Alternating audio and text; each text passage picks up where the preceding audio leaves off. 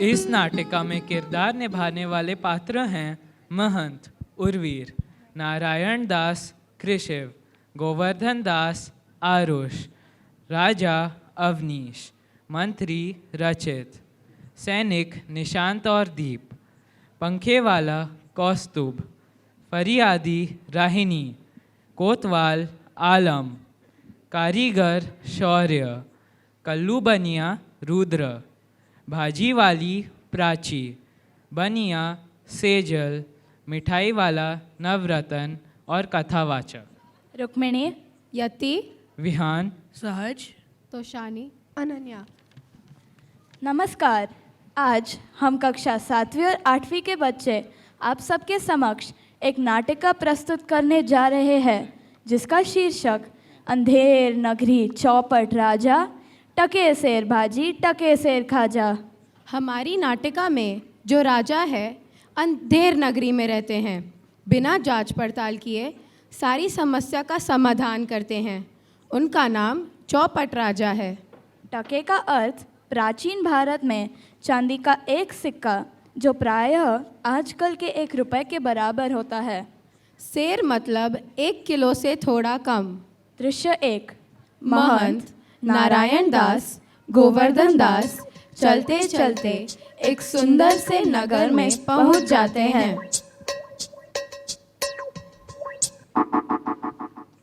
बच्चा नारायण दास, यह नगर तो बड़ा सुंदर दिखाई पड़ता है। देख, कुछ भिक्षा अच्छी मिले तो भगवान को भोग लगे। हाँ गुरुजी, नगर तो सुंदर है, भिक्षा भी सुंदर मिले तो बड़ा आनंद हो। बच्चा गोवर्धन दास और नारायण दास, तुम दोनों नगर में जाओ और हम पश्चिम की ओर चलते हैं। देखो, कुछ अच्छी भिक्षा मिले तो बड़ा आनंद होए। दोनों जाते हैं। सब्जी ले लो, सब्जी ले लो, सब्जी ले लो, मिठाई ले लो। क्यों जी, भाजी का क्या भाव है? बाबा जी, टके शेर। और भिंडी क्या भाव है?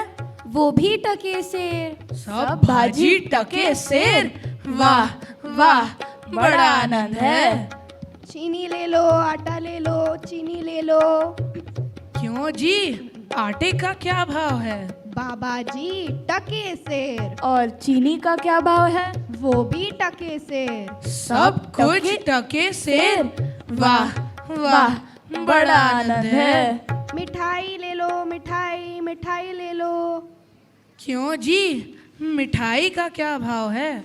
सब कुछ टके शेर। सब कुछ टके शेर। वाह वाह, बड़ा आनंद है। बाबा जी, क्या दे दूं? काजू कतली दे दीजिए। और कितना दे दूं? 3 शेर। क्यों बच्चा, इस नगरी का क्या नाम है? अंधेर नगरी। और राजा का क्या नाम है? चौपट राजा। अंधेर नगरी चौपट राजा, टके शेर भाजी टके शेर खाजा।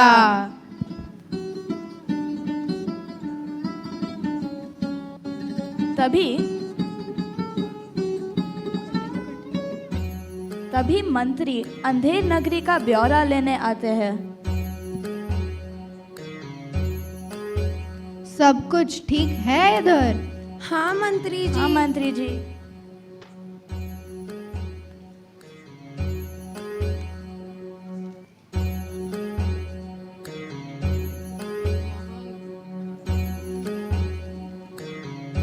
महंत नगर के ओर चलते आते हैं।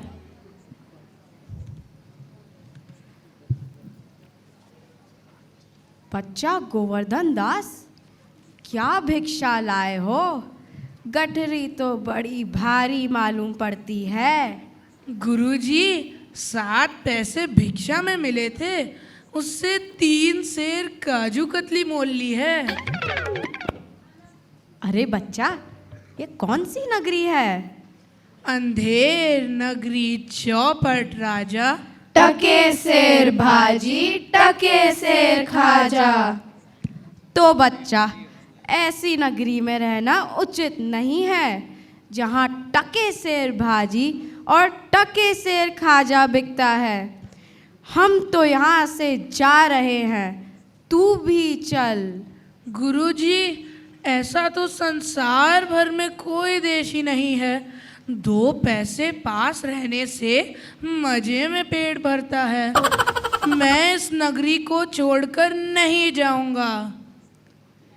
देख, हमारी बात मान ले, नहीं तो पछताएगा। हम चलते हैं, कभी संकट पड़े तो याद कर लेना। महंत और नारायण दास चले जाते हैं।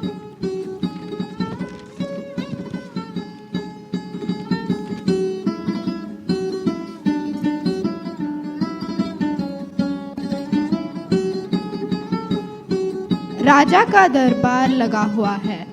तभी दो सैनिक एक फरियादी को लेकर आते हैं। महाराज, न्याय हो। कल्लू बनिए की दीवार गिरने से मेरी बकरी दबकर मर गई। सैनिकों, कल्लू बनिए को पकड़ कर लाओ। तभी सैनिक कल्लू बनिए को पकड़कर लेकर आते हैं। क्यों रे बनिए, इसकी बकरी क्यों दबकर मर गई? महाराज, मेरा दोष नहीं, कारीगर ने दीवार कमजोर बनाई। कल्लू को छोड़ दो, कारीगर को पकड़ कर लाओ।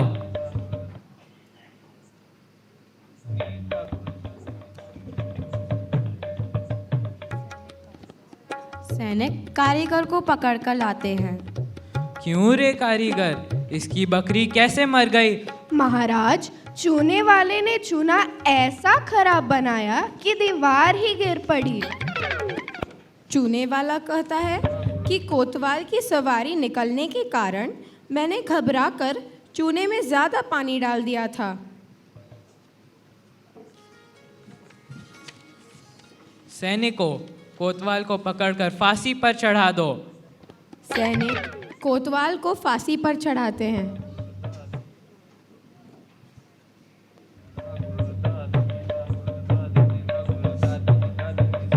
पर फांसी का फंदा कोतवाल को बड़ा होता है।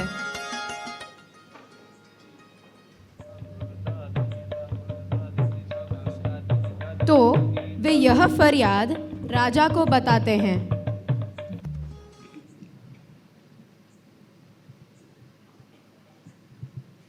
राजा परेशान नजर आते हैं।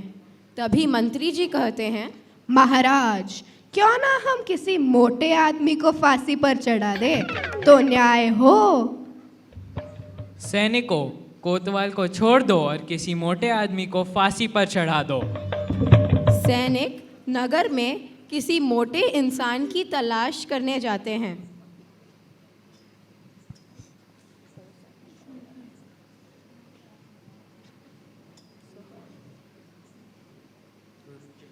गुरुजी ने तो नाहक यहाँ रहने को मना किया था।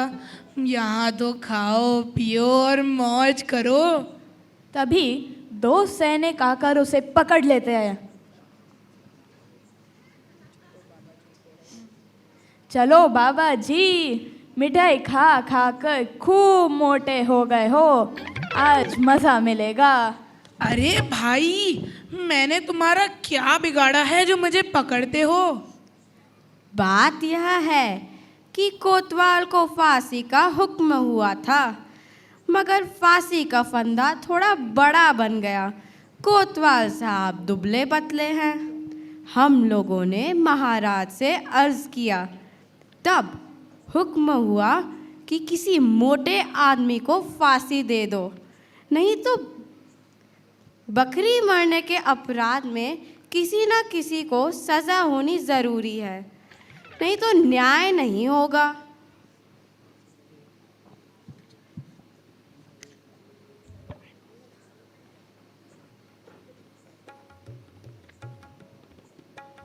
दुहाई परमेश्वर की, अरे मैं तो बिना कारण ही मारा जाता हूँ।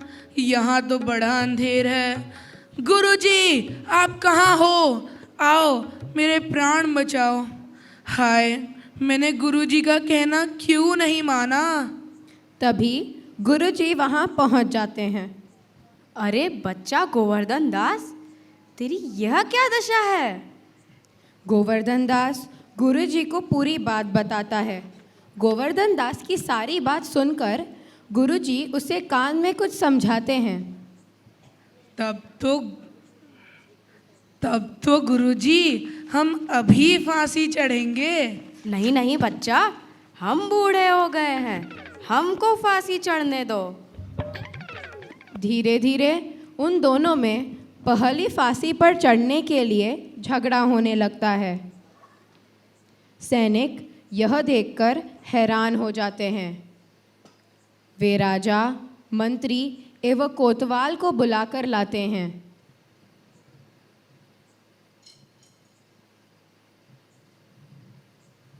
ये क्या गड़बड़ है?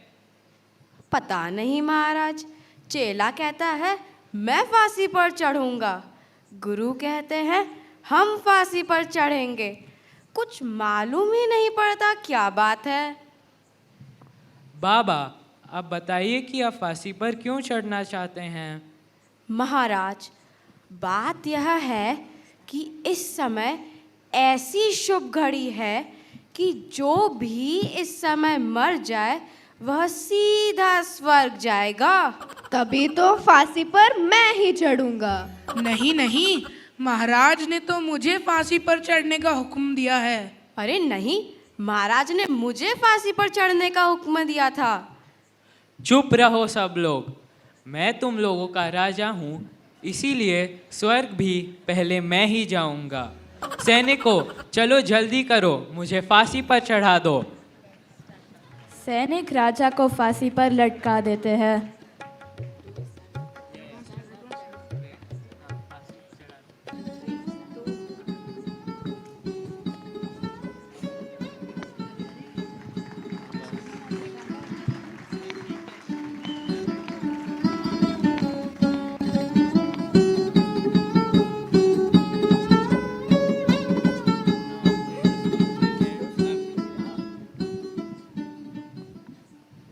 इस नाटिका से हमें यह सीख मिलती है कि राजा सुगठित प्रशासन और न्याय के लिए जाने जाते हैं।